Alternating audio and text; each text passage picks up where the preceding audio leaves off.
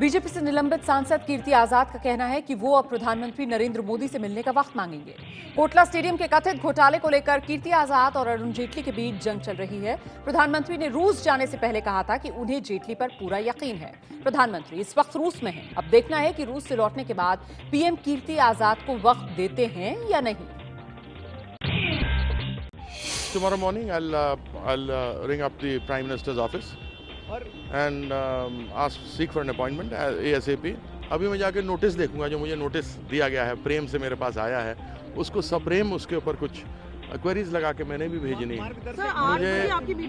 मुझे ये पता लगा था कि मैंने पार्टी विरोधी काम किया है। मुझे ये नहीं बताया गया कहाँ पर किया गया है। बीजेपी सांसद कीर्ति आजाद के निलंबन के बाद बीजेपी के बुजुर्ग नेताओं की बैठक। सूत्रों के मुताबिक जोशी, आडवाणी समेत चारों नेताओं ने निलंबन को गलत ठहराया। बीजेपी सांसद कीर्ति आजाद को पार्टी से निलंबित करने पर मची उथल-पुथल के बीच आज बीजेपी के नेताओं की बैठक हुई। ये बैठक मार्गदर्शक मंडल के सदस्य मुरली मनोहर जोशी के घर पर हुई। इसमें लालकृष्ण आडवाणी, यशवंत सिन्हा और शांता कुमार मौजूद रहे। बैठक में मार्गदर्शक मंडल के कुछ सदस्य डीडीसीए मामले की जांच आयोग से कराने के पक्ष में थे। बीजेपी के मार्गदर्शक मंडल में 5 सदस्य हैं, जिसमें पूर्व प्रधानमंत्री अटल बिहारी वाजपेयी, लालकृष्ण आडवाणी, मुरली मनोहर जोशी, प्रधानमंत्री मोदी और राजनाथ सिंह शामिल हैं। मुरली मनोहर जोशी के आवास पर यह बैठक 1 घंटे तक चली और आगे भी बैठक होने की सहमति के साथ संपन्न हुई। बीजेपी सांसद कीर्ति आजाद को अब डीडीसीए से भी बाहर करने की तैयारी। शनिवार की बैठक में हो सकता है फैसला। सूत्रों के मुताबिक बीजेपी सांसद कीर्ति आजाद और पूर्व क्रिकेटर बिशन सिंह बेदी को डीडीसीए से बाहर किया जा सकता है। शनिवार को होने वाली डीडीसीए की बैठक में इस पर फैसला लिया जा सकता है। कीर्ति आजाद ने आरोप लगाया था कि जब अरुण जेटली डीडीसीए यानी दिल्ली डिस्ट्रिक्ट क्रिकेट एसोसिएशन के अध्यक्ष थे तो उस समय स्टेडियम निर्माण में 57 करोड़ के ठेके फर्जी कंपनियों को दिए गए।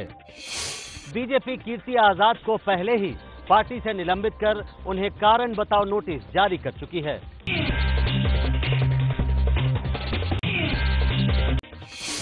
दिल्ली सरकार में भर्ती घोटाले की सीबीआई को आशंका। राजेंद्र कुमार के दफ्तर से मिली फाइलों में मिले सुराग।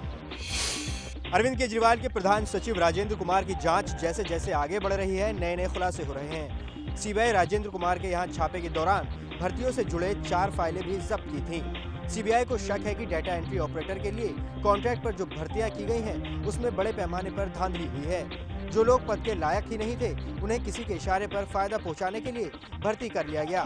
भर्ती से जुड़ा एक कथित घोटाला 2005 से 2014 के बीच का बताया जा रहा है। भ्रष्टाचार के कई मामलों में सीबीआई ने 15 दिसंबर को राजेंद्र कुमार के यहां छापा मारा था, जिसका दिल्ली के मुख्यमंत्री अरविंद केजरीवाल ने कड़ा विरोध किया था। दिल्ली सरकार ने ऑडी 1 फॉर्मूले के लिए जारी किया ब्लूप्रिंट। सीएनजी गाड़ियों और 2 व्हीलर पर रोक नहीं। प्रदूषण कम करने के लिए दिल्ली सरकार के जारी ब्लूप्रिंट में सीएनजी गाड़ियों और 2 व्हीलर गाड़ियों पर रोक नहीं लगाई गई है। अकेले ड्राइव करने वाली महिलाओं को भी छूट दी गई है। 1 जनवरी से ऑड तारीखों पर ऑड और इवन तारीखों पर इवन गाड़ियां ही चलेंगी। दिल्ली सरकार का ये नियम बाहरी गाड़ियों पर भी लागू होगा और उल्लंघन पर 2000 रुपए का जुर्माना लगेगा। ऑड इवन का फॉर्मूला रविवार को लागू नहीं होगा। ये फॉर्मूला सुबह 8 बजे से शाम 8 बजे तक लागू होगा। ये 1 जनवरी से 15 जनवरी तक प्रयोग के तौर पर शुरू किया जा रहा है।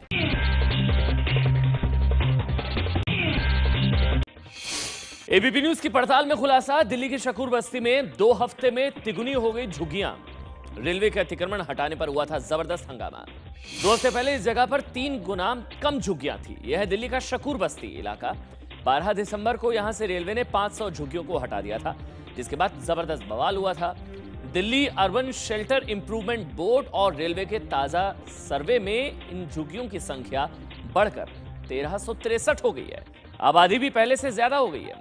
इन लोगों में से ज्यादातर मजदूरी करते हैं। पुनर्वास के लिए हुए सर्वे में अपना नाम शामिल करने के लिए कुछ लोग जो वापस चले गए थे वो भी अब वापस आ गए हैं। इसके अलावा एक ही झुग्गी में रह रहे कुछ बड़े परिवारों ने अब 1 से ज्यादा झुग्गी बना ली है। इस घटना से साफ है कि बिना पुनर्वास योजना के झुग्गियां तोड़ने से समस्या सुलझने की जगह और बढ़ सकती है। अयोध्या में राम मंदिर के लिए आए पत्थरों को तराशने पर विवाद अब और बढ़ा। बाबरी मस्जिद केस से जुड़े एक याचिकाकर्ता ने कहा है कि अगर मंदिर के लिए पत्थर आएगा तो फिर मस्जिद के लिए भी पत्थर मंगाए जाएंगे। बाबरी मस्जिद के इस मॉडल को 12 वफात के मौके पर अयोध्या की सड़कों पर प्रदर्शित किया गया है। मस्जिद के इस मॉडल के जरिए मंदिर मस्जिद विवाद को हवा देने की कोशिश शुरू हो गई है। दूसरी ओर बाबरी मस्जिद के एक पक्षकार ने तो ये कहकर विवाद को और बढ़ा दिया है कि अगर राम मंदिर के लिए पत्थर आएगा तो फिर बाबरी मस्जिद के लिए भी पत्थर आएगा और उसे तराशा भी जाएगा। अगर कोर्ट मेरे हक में फैसला करती तो मैं जरूर पत्थर तराश के मस्जिद बनाऊंगा, अगर नहीं करती तो हम खामोश हो जाएंगे। 20 दिसंबर को राम मंदिर के लिए पत्थरों की नई खेप पहुंची थी, जिनकी राम मंदिर न्यास परिषद के अध्यक्ष नृत्य गोपाल दास ने पूजा भी की थी। इसी के बाद से राम जन्मभूमि का मसला गरमाया हुआ है। पत्थर तराशने के मुद्दे पर कल संसद में भी खूब हंगामा हुआ था। राम जन्मभूमि का मसला फिलहाल सुप्रीम कोर्ट में लंबित है। रिटायर होने वाला है most wanted underworld don Dawood Ibrahim. 60वें जन्मदिन पर दाऊद अपने काले कारोबार का वारिस चुन सकता है। दाऊद इब्राहिम अंडरवर्ल्ड की दुनिया का डॉन, 1993 के मुंबई धमाकों का मास्टरमाइंड, ड्रग्स, हथियार, हवाला और तस्करी जैसे कई काले धंधों का सरताज, लेकिन अब रिटायरमेंट की तैयारी। अंग्रेजी अखबार मुंबई मिरर की खबर के मुताबिक दाऊद रिटायर होने की सोच रहा है। अपनी गिरती सेहत की वजह से वो अपना नया उत्तराधिकारी चुनने की तैयारी में है। इस रेस में उसके अपने भाई अनीस इब्राहिम का नाम सबसे आगे चल रहा है, लेकिन कई सालों से दाऊद का भरोसेमंद साथी रहा छोटा शकील भी इस दौड़ में शामिल है। अखबार के मुताबिक शनिवार को दाऊद का 60वां जन्मदिन मनाने की बड़े स्तर पर तैयारी की जा रही है। इसी मौके पर दाऊद अपने नए उत्तराधिकारी का ऐलान कर सकता है। दाऊद के फिलहाल कराची में होने की खबर है, लेकिन वो अपना जन्मदिन कहां मनाएगा इस बारे में अभी तक कोई जानकारी नहीं है। सुरक्षा एजेंसियां दाऊद के मेहमानों पर नजर रखे हुए हैं। छत्तीसगढ़ के बक्सर में 70 नक्सलियों ने पुलिस के सामने समर्पण किया। इसमें 15 महिलाएं भी शामिल। छत्तीसगढ़ के बस्तर जिले के सुकमा में आज करीब 1500 ग्रामीणों ने अलग अलग नक्सली गतिविधियों में शामिल आधा दर्जन गांवों के 70 लोगों का आत्मसमर्पण करवाया है। एक साथ इतनी बड़ी संख्या में नक्सल समर्थकों के समर्पण की इलाके में पहली घटना है। इन सभी को 10-10 हजार रुपए दिए जाएंगे। 15 दिन पहले भी सुकमा में एक साथ 26 लोगों ने आत्मसमर्पण किया था। पुलिस का कहना है कि आत्मसमर्पण करने वाले ज्यादातर लोग नक्सली विचारधारा और हिंसा से निराश हो गए थे। तो बस्तर में नक्सलियों का विचारधारा से मोहभंग होना अहम घटना है। खासतौर पर गांव वाले जिस तरह से हिंसा के खिलाफ खड़े हो गए हैं वो काबिले तारीफ बात है। अब बात दिल्ली के नरेला की, जहां पुलिस की कार्रवाई में एक शख्स की मौत हो गई। दिल्ली के नरेला में स्कूल बस से कुचलकर एक बच्चे की मौत के बाद भीड़ ने किया जमकर हंगामा। पुलिस की जवाबी कार्रवाई में एक शख्स की मौत। ये तस्वीरें दिल्ली के नरेला के वलंबी कला इलाके की हैं, जहां एक बच्चे की स्कूल बस से कुचलकर मौत हो गई। इसके बाद गुस्साए इलाके के लोगों ने कुछ निजी गाड़ियों और मीडिया की गाड़ियों को आग लगा दी। गुस्साए लोगों ने जमकर पथराव भी किया और कुछ पुलिस वालों को भी पीट दिया। भीड़ के हिंसक होने के बाद पुलिस को फायरिंग करनी पड़ी। पुलिस ने आंसू गैस के गोले भी दागे, जिसमें एक शख्स की मौत हो गई। घटना के बाद से ही नरेला में भारी पुलिस बल तैनात है, लेकिन फिर भी यहां माहौल तनावपूर्ण बना हुआ है। दिल्ली में गैंग वॉर में एक बुजुर्ग को गोलियों से छलनी कर दिया गया। बुजुर्ग का नाम मेहताब है और वो दिल्ली पुलिस से रिटायर्ड थे। दक्षिण पश्चिमी दिल्ली के नजफगढ़ के मित्राओं गांव में इसी जगह 72 साल के बुजुर्ग मेहताब को कुछ अज्ञात बदमाशों ने गोलियों से भून दिया। मेहताब की मौके पर ही मौत हो गई। शुरुआती जांच के आधार पर पुलिस का कहना है कि मेहताब की हत्या आपसी रंजिश और गैंग वॉर में हुई है। ये भी पता चला है कि कुछ साल पहले मेहताब के बेटी की भी हत्या हो चुकी है। मेहताब के करीबियों और गांव वालों से पूछताछ जारी है, लेकिन कोई भी इस बारे में फिलहाल बोलने के लिए तैयार नहीं है। यूपी के बरेली में शॉर्ट सर्किट से हुआ खतरनाक हादसा। हादसे में 2 मासूम बच्चों की जलकर हो गई मौत। तस्वीरों में दिख रहे इस रोते बिलखते शख्स के 2 मासूम बच्चे हमेशा के लिए मौत की नींद सो गए। मामला यूपी में बरेली के सुभाष नगर का है, जहां पर शॉर्ट सर्किट की वजह से लगी आग में 2 साल की बच्ची और 4 साल के बच्चे की घर में मौत हो गई। घटना के वक्त बच्चों के माता पिता छत पर थे और जब तक आग बुझाई जाती तब तक काफी देर हो चुकी थी।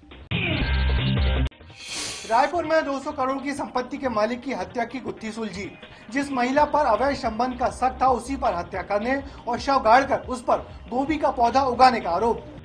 छत्तीसगढ़ के सबसे बड़े educational group Shankaracharya group of college के डायरेक्टर अभिषेक मिश्रा के शव को भिलाई की किसी 2 मंजिला मकान के बगीचे में गाड़ दिया गया था। शव को जिस जगह गाड़ा गया वहां गोभी का पौधा उगा दिया गया। इस हत्याकांड को सुलझाते हुए पुलिस ने अभिषेक की हत्या के आरोप में विकास और अजीत नाम के 2 लोगों को गिरफ्तार कर लिया है। पुलिस का दावा है कि किमसी नाम की जिस महिला से अभिषेक के संबंध होने की बात सामने आ रही थी, उसी के पति और चाचा ससुर के साथ मिलकर अभिषेक की हत्या की। दरअसल 2 साल पहले किमसी अभिषेक के कॉलेज में काम करती थी। उसी दौरान दोनों करीब आए।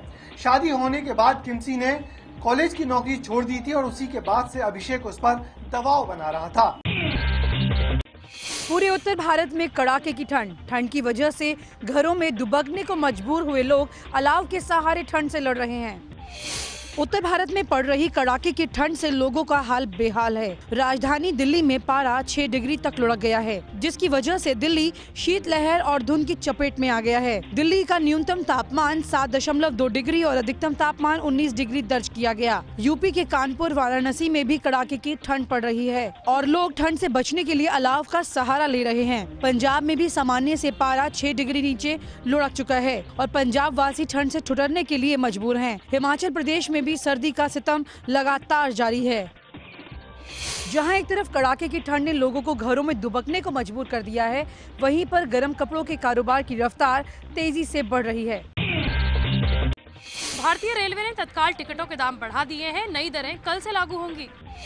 भारतीय रेलवे ने एक अधिसूचना जारी कर तत्काल टिकटों के दाम बढ़ाने की सूचना दी है। अधिसूचना के मुताबिक अब तत्काल कोटे में स्लीपर क्लास के टिकट बुक करने के लिए अधिकतम 175 रूपए की जगह 200 रूपए देने होंगे, जबकि न्यूनतम 90 रूपए की जगह 100 रूपए देने होंगे। वहीं थर्ड एसी में अधिकतम 350 की जगह 400 रूपए और न्यूनतम 250 की जगह 300 रूपए देने होंगे। AC 2 के यात्रियों को अधिकतम 400 की जगह 500 रूपए और न्यूनतम 300 रूपए की जगह 400 रूपए देने होंगे। एग्जीक्यूटिव श्रेणी में न्यूनतम तत्काल किराया 300 रूपए से बढ़ाकर 400 रूपए कर दिया गया है, जबकि अधिकतम 400 रूपए बढ़ाकर 500 रूपए कर दिया गया है। न्यूनतम और अधिकतम किराया यात्रा की दूरी पर आधारित होता है। हालांकि द्वितीय श्रेणी चेयर कार के तत्काल बुकिंग के किराए में कोई बदलाव नहीं किया गया है।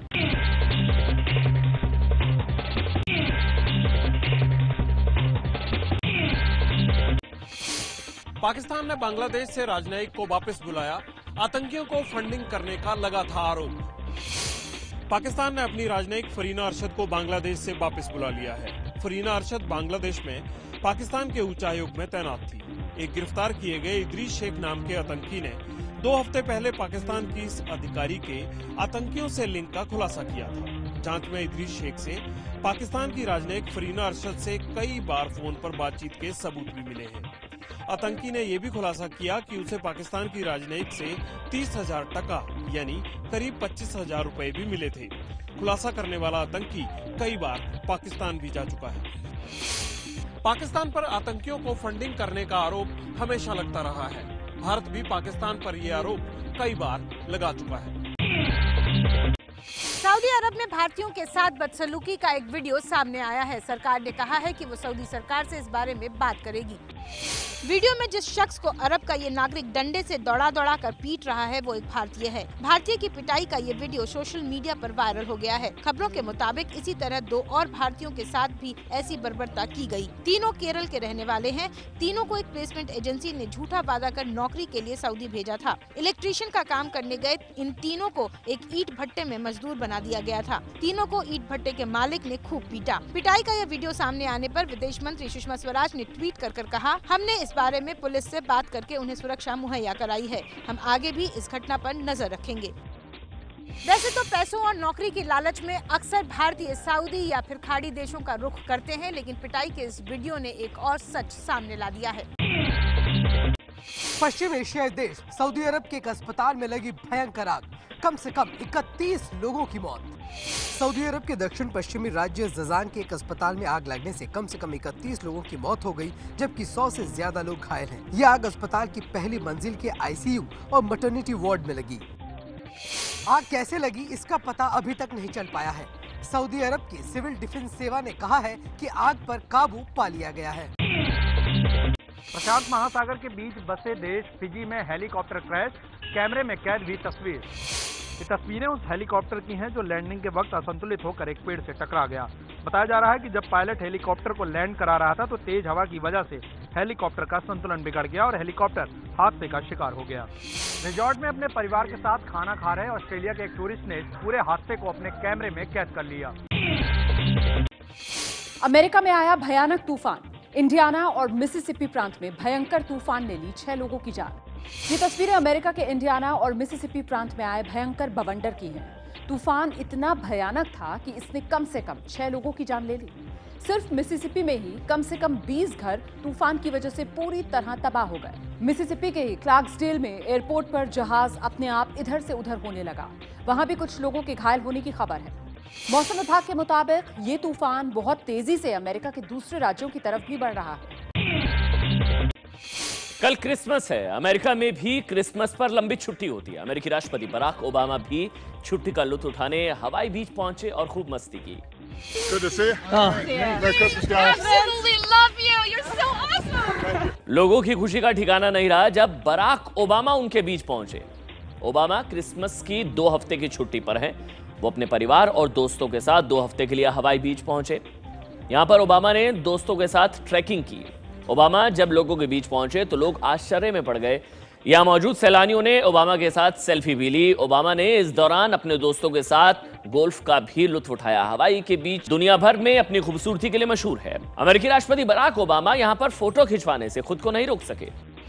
बराक ओबामा हवाई में ही नए साल का जश्न भी मनाएंगे।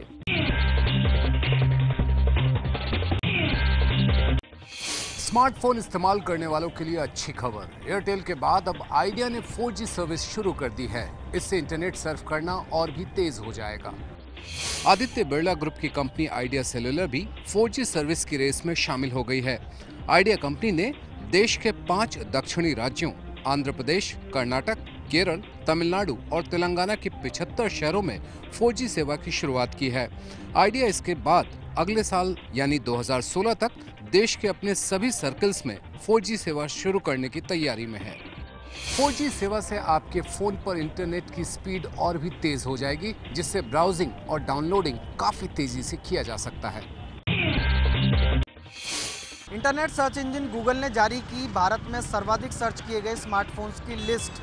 आईफोन को पछाड़ते हुए माइक्रोमैक्स का यूरेका रहा टॉप पर। गूगल इंडिया की ओर से जारी किए गए 2015 में सर्च के परिणामों के अनुसार सबसे ज़्यादा सर्च किए गए मोबाइलों की सूची में माइक्रोमैक्स और लेनोवो के 3 मोबाइल जगह बनाने में सफल रहे। इस लिस्ट में नंबर 1 पर रहा माइक्रोमैक्स यूरेका। इस सूची में आईफोन 6s दूसरे स्थान पर रहा। लेनोवो का K3 नोट तीसरे स्थान पर। लेनोवो का ही स्मार्टफोन A7000 चौथे नंबर पर रहा। मोटोरोला का मोटो G3 5वें स्थान पर रहा। माइक्रोमैक्स का कैनवास सिल्वर 5 छठे स्थान पर रहा। सैमसंग का गैलेक्सी J7 7वें, मोटोरोला का मोटो X Play 8वें, माइक्रोमैक्स का कैनवास स्पार्क 9वें और लेनोवो का A6000 10वें स्थान पर रहा। दुनिया की अग्रणी मोबाइल निर्माता कंपनी सैमसंग का गैलेक्सी S6 और नोट 5 टॉप 10 की लिस्ट से बाहर।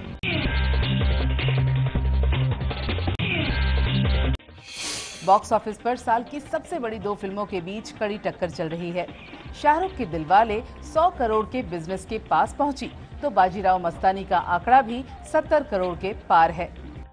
संजय लीला भंसाली की फिल्म बाजीराव मस्तानी अब तेजी से आगे बढ़ रही है। फिल्म ने 6 दिन में करीब 76 करोड़ का बिजनेस कर लिया है। फिल्म समीक्षक भी बाजीराव मस्तानी को शाहरुख के दिलवाले से बेहतर बता रहे हैं। हालांकि कलेक्शन में दिलवाले अभी भी बहुत आगे है। दिलवाले ने 6 दिन में करीब 93 करोड़ रुपए का कारोबार कर लिया है। ये तय है कि गुरुवार का बिजनेस मिलाकर दिलवाले 100 करोड़ का आंकड़ा पार कर लेगी। अभी क्रिसमस का लंबा वीकेंड है। ऐसे में बाजीराव मस्तानी की रफ्तार देखकर लगता है कि वो भी 100 करोड़ की क्लब में शामिल होने की पूरी तैयारी में है।